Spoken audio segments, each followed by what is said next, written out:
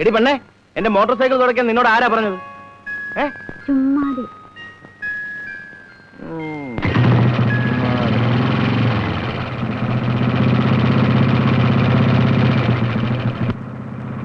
എന്റെ ഒപ്പം ഓടി നോക്കുകയാണോ? ആ, എത്ര ദൂരം ഓടും? ആ, ഓട് ഓട്, നമുക്ക് കാണാം. വാ വാ വാ, വെരി ഗുഡ്. വാ വാ വാ, ഓട്. ആ, ഓട്, വാടി. വാ വാ, എന്താ നിൽക്കുന്നത്? വേഗം വാ, കാണട്ടെ നിന്റെ ഓട്ടം. ആ, അങ്ങോട്ട് വാ, വേഗം വാടി.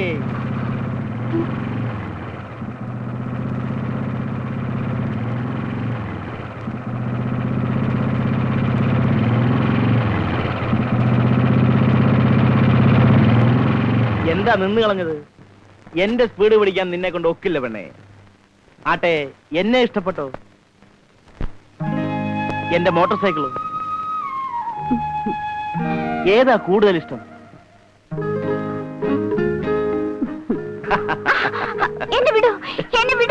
പെണ്ണിന്റെ ഒരു നാണം.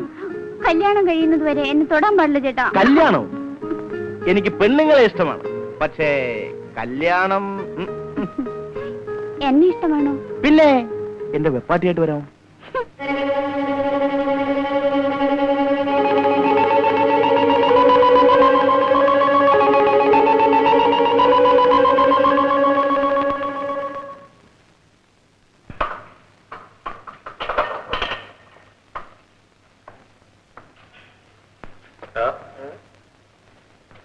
മറിയെടുത്ത് നീ എന്താ പറഞ്ഞേ? സാധാരണ എല്ലാ പെണ്ണുങ്ങളുടെ അടുത്തും പറയാറുള്ളത് തന്നെ, എന്റെ വെപ്പാട്ടിയായിട്ട് വരാൻ പറ്റുമോ? ഞങ്ങളടുത്ത് അങ്ങനെ പറയാം. പറയൂടാ. ഓ, നാട്ടിലുള്ള എല്ലാ പടകൾക്കും മക്കാലത്ത് പിടിക്കാൻ നടക്കുന്നൊരു പൂവൻ. ഇനി മേലാൽ അവരുടെ എന്തെങ്കിലും അനാവശ്യം പറഞ്ഞായിട്ട് ഞാൻ അറിഞ്ഞാൽ നിന്റെ എല്ലി ഞാൻ ബാക്കി വെക്കില്ല. അവളാണ് എന്നെ പറയാൻ നടക്കുന്നത്. എന്നാൽ ഇവിടെ കല്യാണം കഴിക്കടാ. കല്യാണം? കല്യാണം എന്ന വാക്ക് ഞാൻ പഠിച്ചിട്ടില്ല. അപ്പോ നാട് മുഴുവൻ വെപ്പാട്ടിയെ വെക്കത്തോളാം? നാടുതോറുമല്ല, വേണമെങ്കിൽ വീട് തോറും വെക്കും. എന്റെ തടിക്ക് ആരോഗ്യമുണ്ട്, വീശി എറിയാൻ കാച്ചുണ്ട്. ഇന്ന് മറിയോട് ചോദിച്ചു, നാളെ ലളിതയോടും ചോദിക്കും. ബെഡ്റൂമും കല്ലിൽ കൊത്തി വെച്ചതാണെങ്കിൽ പോലും വേണ്ടി വന്നാൽ ഞാൻ അതിനോടും ചോദിക്കും. പക്ഷേ ഇവരാരും തന്നെ തന്തയുടെ പേരറിയാൻ വയ്യാത്ത കൊച്ചുങ്ങളെ പ്രസവിക്കില്ല. എവരെയല്ലേ നിനക്ക് വേണ്ടത്? നിന്റെ ഇഷ്ടം. പക്ഷെ നിനക്ക് വേണ്ടി ഞാൻ ക്ഷമിക്കുന്നു. ഇല്ലെങ്കിൽ അവന്റെ ഒരു കഷണം ഞാൻ ബാക്കി വെക്കില്ലായിരുന്നു.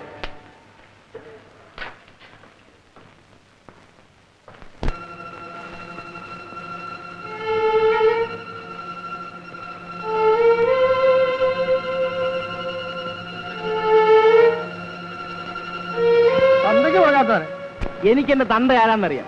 അവന് തന്ത പലതാ. ഞാൻ ഇത്രയും നികൃഷ്ടജീവിയാണോ? തന്തയുടെ പേരെന്താണെന്ന് അറിയാൻ പാടില്ലാത്തത് എന്റെ കുറ്റമാണ്. ഇതെല്ലാം എന്റെ കുട്ടിക്കാലത്ത് ഞാൻ കൂടെ കൂടെ ചിന്തിച്ചു നോക്കാറുണ്ടായിരുന്നു. എന്റെ ജീവിതത്തിന്റെ തുടക്കം തന്നെ ശരിയല്ലായിരുന്നു. എനിക്ക് അമ്മ മാത്രമേ ഉണ്ടായിരുന്നു. അച്ഛനെ ഞാൻ കണ്ടിട്ട് പോലുമില്ല. അച്ഛൻ ആരാണെന്ന് അമ്മ പറഞ്ഞിട്ടുമില്ല. പക്ഷെ വീട്ടിൽ എത്രയോ ആണുങ്ങൾ വരുമായിരുന്നു.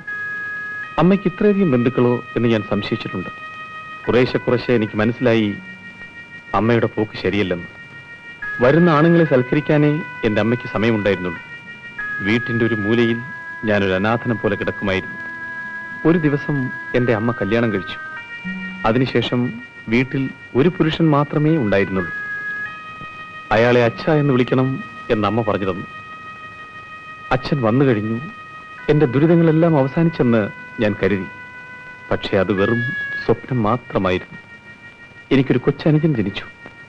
അവരുടെ ശ്രദ്ധയും ലാളനയും എല്ലാം അവനിലായിരുന്നു. പഴയതുപോലെ വീട്ടിലെ തിണ്ണയായിരുന്നു എൻ്റെ വാസസ്ഥലം. അനിയനെ മാത്രം സ്കൂളിൽ പറഞ്ഞയക്കുമായിരുന്നു.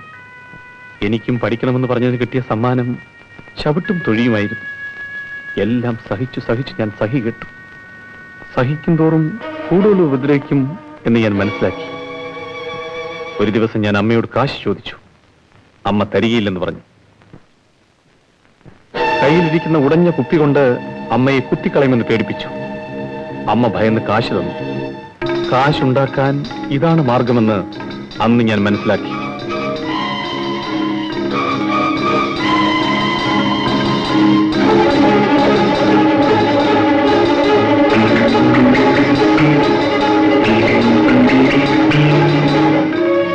അന്ന് തുടങ്ങിയതാണ് ഈ ജീവിതം.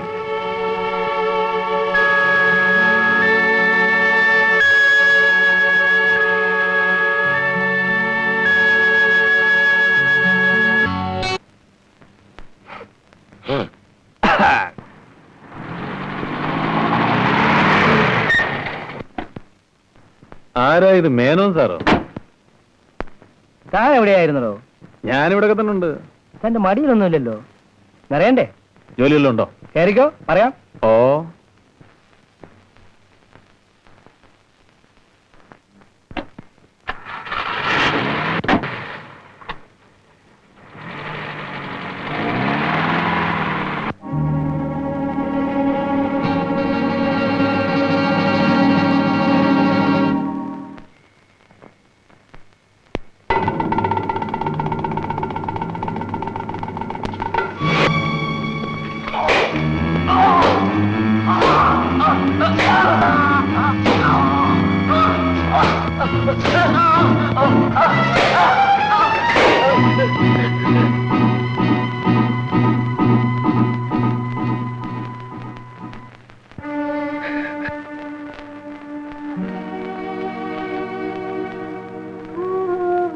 എന്നെ എന്തിനാ ഇങ്ങനെ ഇട്ടേച്ച് പോകുന്നത്? നിങ്ങൾ ആരാണെന്ന് എനിക്കറിയില്ല. പക്ഷെ ഞാൻ യൂണിയൻ ലീഡർ കേശവനാണെന്ന് നിങ്ങൾക്കറിയാമായിരിക്കും. നിങ്ങൾ ആരെങ്കിലും പറഞ്ഞു വിട്ടതായിരിക്കും. അല്ലെങ്കിൽ നമ്മൾ തമ്മിൽ എന്താണ് പക?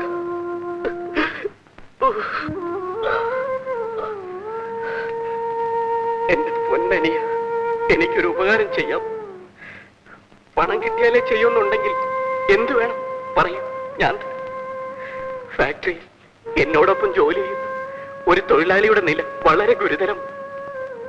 എവിടെയൊക്കെ ഓടി കഷ്ടപ്പെട്ടാണ് എനിക്ക് മരുന്ന് കിട്ടിയത്. പക്ഷെ നിങ്ങൾ എന്നെ അനങ്ങാൻ വയ്യാതാക്കിയില്ലേ? ഞാൻ എന്ത് ചെയ്യും? കഴിയുന്നതും വേഗം ഈ മരുന്ന് അവിടെ എത്തിച്ചില്ലെങ്കിൽ അവൻ മരിച്ചു പോകും. ബാലരാമപുരത്ത് കുമരകം അച്യുതന്റെ വീടാണ്. ഈ സഞ്ചിയിൽ ഇഞ്ചക്ഷൻ ഉള്ള മരുന്നുണ്ട്. ദയവ് ചെയ്ത് ഇത് അവിടെ ഒന്ന് എത്തിക്കണം. വേഗം ചെല്ലൂ.